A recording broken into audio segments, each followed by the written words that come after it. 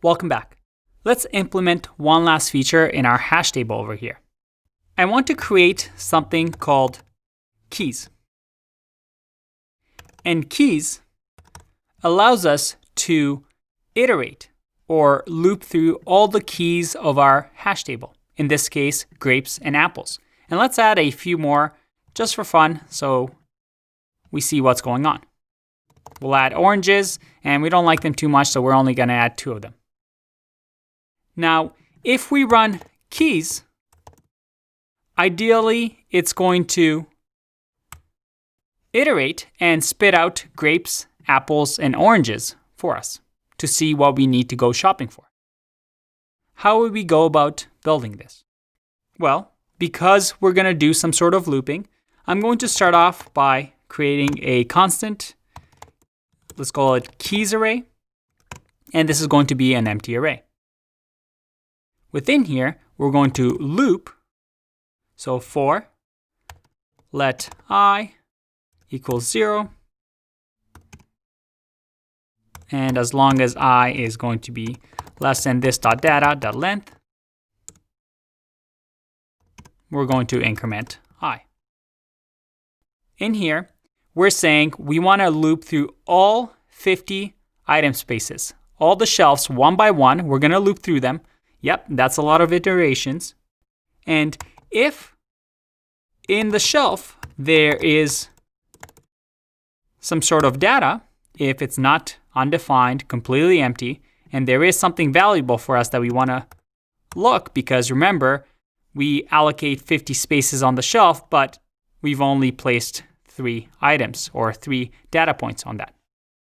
So if there is something in that memory space, in that case, we can just say keysArray.push this.data, and we grab the index, so the first array or the array that we're at right here, and then we want to grab apples, right?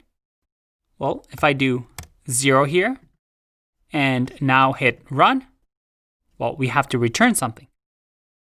Let's return here the keys array at the end of all of this.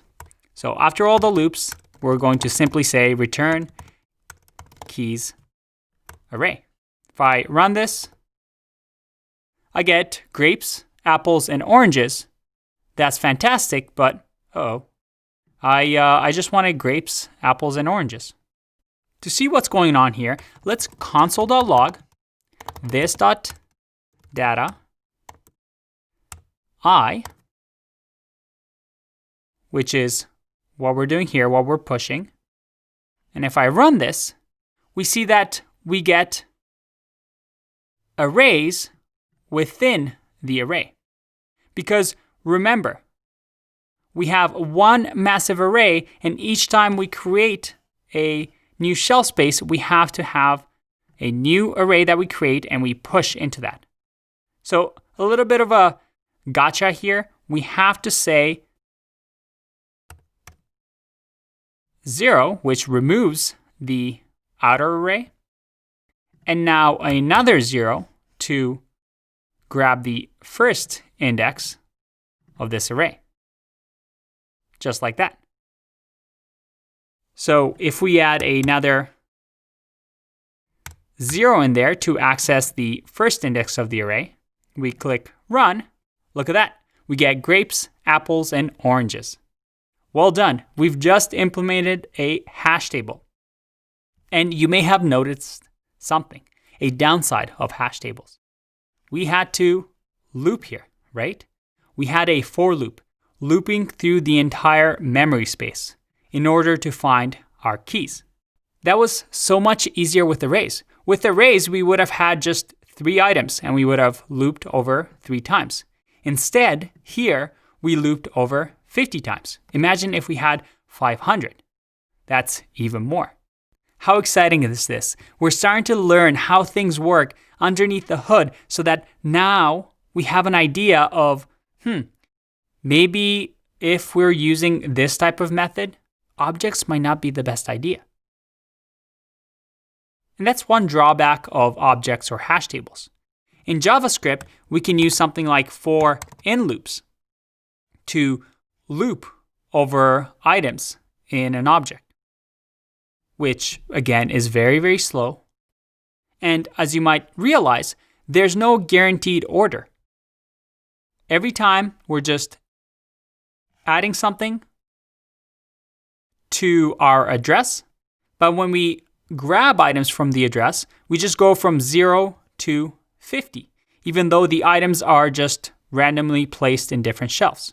But I hope now you actually get to see how it works. We're putting items randomly in a shelf, but when we retrieve them, they're all unordered.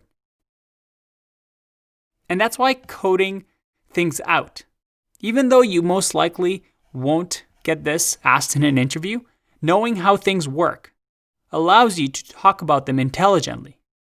And I hope this exercise has done that for you.